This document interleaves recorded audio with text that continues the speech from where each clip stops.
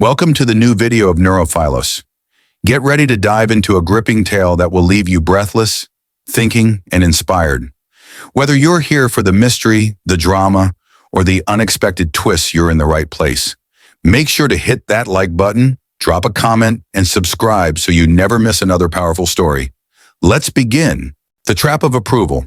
Have you ever noticed how often your decisions are shaped not by what you truly want, but by an invisible pressure hovering in the background? What will others think? Perhaps you wanted to speak your mind in a meeting, but chose silence. Perhaps you adjusted your tone around friends to avoid disagreement. Perhaps you smiled and nodded when your heart longed to protest. These moments seem small, but together they reveal a powerful truth. Much of our lives are dictated by the fear of disapproval. From an early age, we learn that acceptance is a kind of currency. As children, a smile, good behavior, and obedience were rewarded. Defiance was punished with rejection, disappointment, or even shame. Over time, the pattern became clear. Please others, and you will belong. Displease them, and you will risk isolation. Slowly, this lesson carves itself into our psyche until it feels natural. Without realizing it, we begin to measure our worth not by who we are, but by the approval of those around us. The world does not make it easy to resist this conditioning. Society itself is structured around conformity.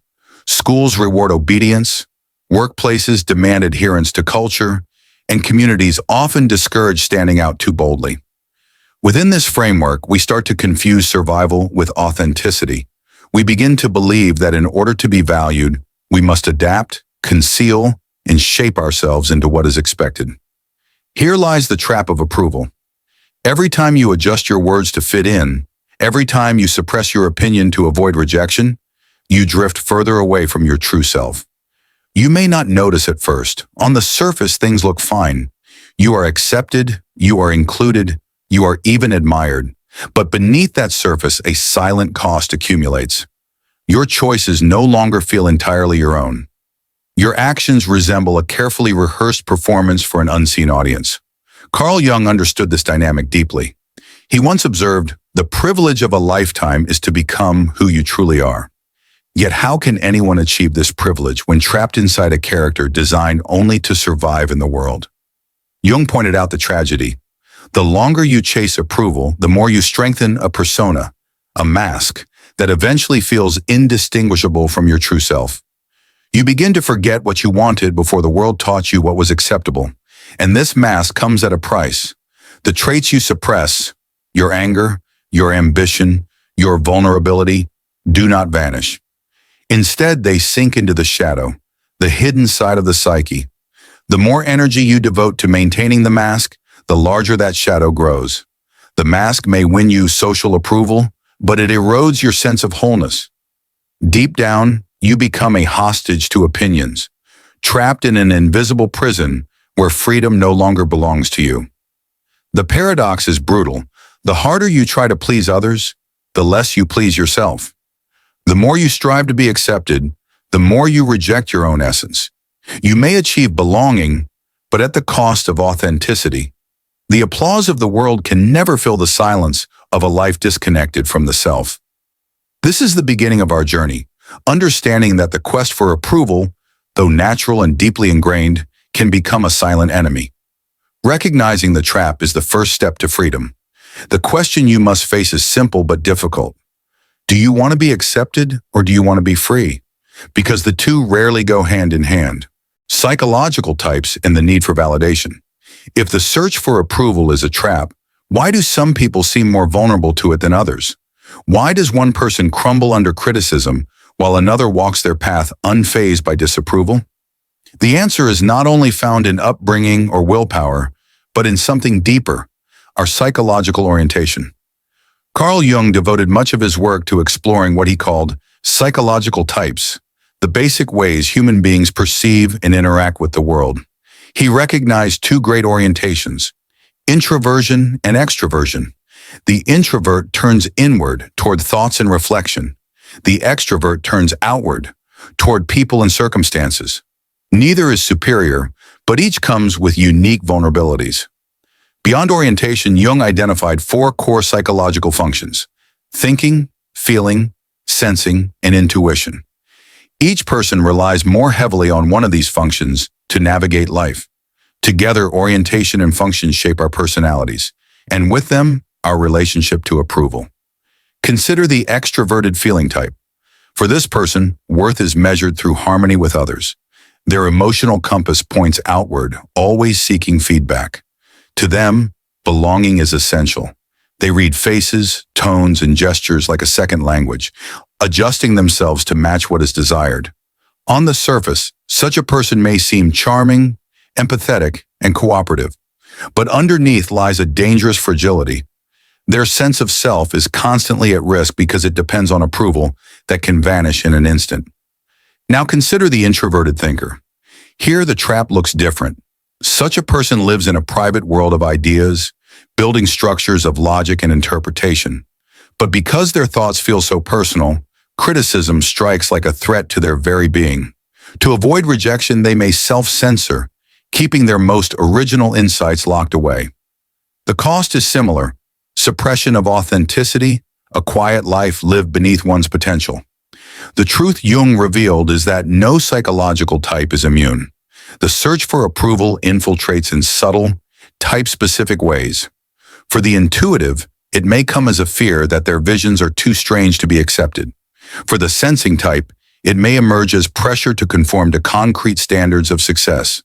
For the feeling type, it is the endless hunger for harmony. For the thinking type, it is the terror of ridicule. Different masks, but the same prison? Over time, this vulnerability becomes ingrained. Each act of pleasing reinforces the habit.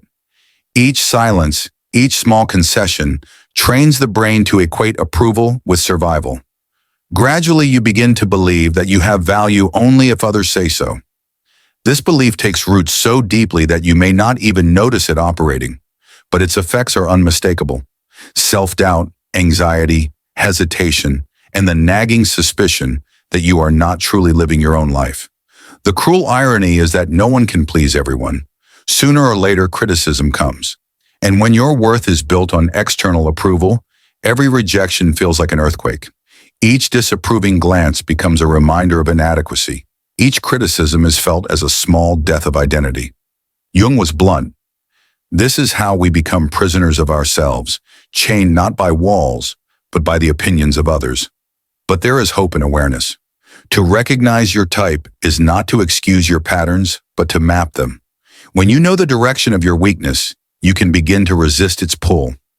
You can pause before automatically seeking harmony, before silencing your thoughts, before bending to fit an image. You can practice saying no when your instinct is to please. The journey begins with self-observation. Ask yourself, where does my need for approval show up most strongly? In my words? My actions? My silences? These questions are not easy, but they open the door to freedom, because once you can see the pattern, you can choose to break it. The persona, society's mask. By now, you may have realized how deeply approval shapes your behavior. But what is the mechanism through which this influence operates? How does the pressure to conform mold our identity? The answer lies in one of Jung's most important concepts, the persona. The persona is the social mask you wear to navigate the external world. From childhood, you learn that smiling earned praise, politeness opened doors, and obedience kept you safe. With every adaptation, a mask began to form, a version of yourself sculpted to meet the expectations of family, teachers, peers, and later society at large. This mask is not inherently bad. In fact, Jung insisted the persona is necessary. Without it, we would struggle to function in community life. Roles give structure: employee, parent, student, leader. These roles help us operate in the social order. But there is a danger, subtle, invisible, and devastating. The danger comes when you begin to identify with the persona. Instead of recognizing it as a role, you start to believe it is who you are. What was once a flexible mask becomes a rigid identity. And because the persona is shaped by external approval, your entire sense of self becomes tethered to the expectations of others. Think of the countless little compromises you make to maintain this mask. You laugh when something isn't funny. You nod in agreement when you quietly disagree. You remain in relationships long after they have drained your spirit, simply because leaving would disappoint someone. Each of these acts reinforces the persona and suffocates the authentic self a little more. The approval trap and the persona are partners in crime. The more you seek acceptance, the stronger the persona becomes. And the stronger the persona becomes, the more disconnected you are from your core. Slowly, you no longer live for yourself. You live to maintain the character others expect you to be. Ask yourself honestly, how many of your daily decisions come from your true desires, and how many are guided by fear of rejection? How many dreams have you abandoned because they clashed with the image others held of you? How many truths have you silenced to preserve harmony or reputation? The cost of this repression is profound. When you identify too strongly with the persona, your life becomes a performance. Outwardly, you may seem successful, well-adjusted, admired. Inwardly, you feel hollow, restless, estranged from yourself. You may wake one day to the haunting realization that the life you've built does not belong to you at all. It belongs to the mask. True freedom requires the courage to disappoint, not just to disappoint others, but to disappoint the image of yourself you've spent years constructing. Jung taught that the process of individuation, the journey toward becoming whole, only begins when you understand that the persona is not you. It is a costume, a tool, a facade. Useful, yes, but never the full truth. This realization is unsettling. To admit the mask is not you is to admit you have been hiding. It is to admit that many of your proudest achievements may have been driven not by authenticity, but by fear of disapproval. Yet within that discomfort lies liberation. Because once you see the persona for what it is, you no longer need to defend it at all costs. Here is the hard truth. As long as you invest your energy in protecting the mask, you will never know inner peace. Freedom requires truth, and truth requires the willingness to be misunderstood, criticized, even rejected. The persona helps us survive in society, but it is not meant to define us. Your true self waits behind the mask, longing for recognition. And to find it, you must face the very thing that keeps the mask in place, the shadow. The shadow and its power. If the persona is the mask you show to the world, then the shadow is what you hide. It is the dark counterpart to the image you carefully maintain. And though unseen, it quietly governs much of your life, especially your desperate need for approval. The shadow contains everything you have rejected, suppressed, or denied in yourself. It holds the anger you were told was unacceptable, the desires you felt ashamed of, the ambitions that seemed too bold, the fears you buried to look strong. But it also holds parts of your potential, your creativity, your passion, your power that you hid away because someone once disapproved.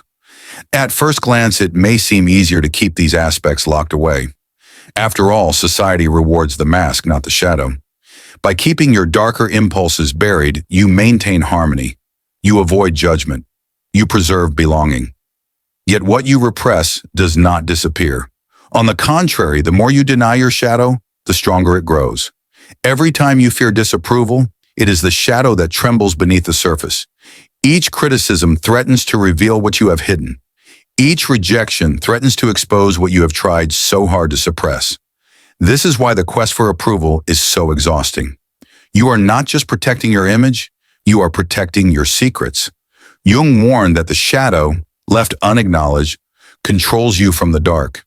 You may notice it in sudden outbursts of emotion, in envy that lingers too long, in patterns of self-sabotage you cannot explain. These are the footprints of the shadow. What you cannot face within yourself, you project onto others. You criticize them for what you deny in yourself. You fear their judgment because it echoes your own hidden shame. Integration is the key. To integrate the shadow is not to indulge it blindly, but to face it honestly. It means turning inward and saying, "Yes, I see you.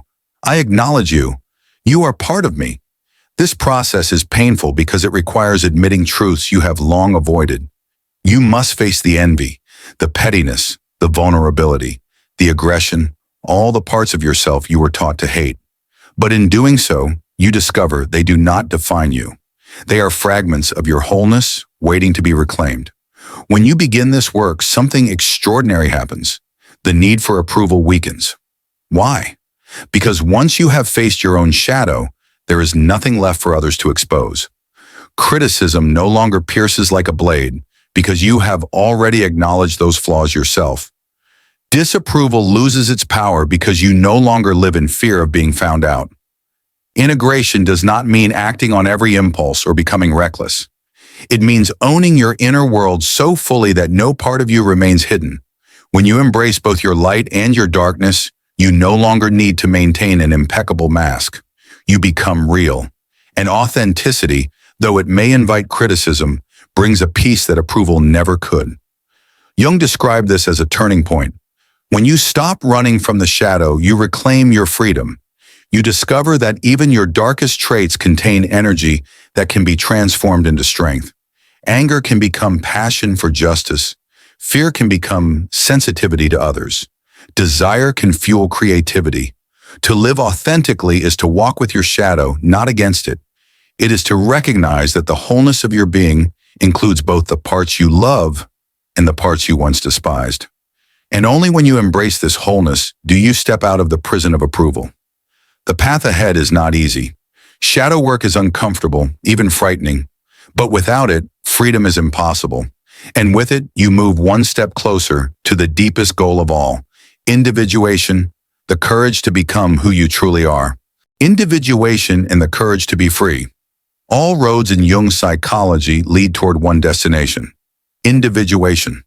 This is the process of becoming whole, of uniting the mask and the shadow, of reclaiming the parts of yourself that were lost in the quest for approval. It is not a destination you reach once and for all, but a lifelong journey that demands courage, honesty, and perseverance. Individuation begins when you recognize the false self, the persona you have been defending for years. You see clearly that the image you project is not the totality of who you are. This recognition alone is powerful, but it is only the first step. Next comes the confrontation with the shadow, the long and uncomfortable process of integrating the aspects of yourself you once rejected.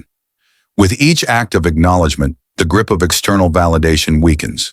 You discover that your worth does not rise and fall with the opinions of others. But individuation is not merely about breaking chains. It is about discovering the freedom that lies on the other side. Freedom to think, to feel, to act from your authentic center without disguises.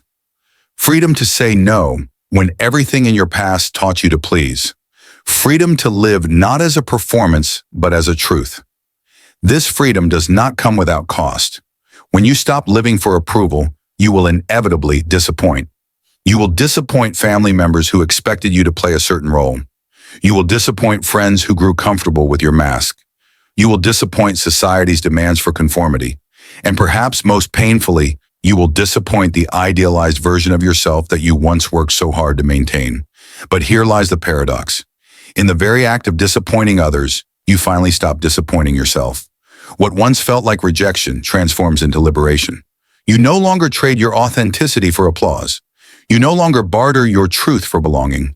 Instead, you stand grounded in who you are, even when it is inconvenient, uncomfortable, or unpopular. Carl Jung himself lived this path with brutal honesty.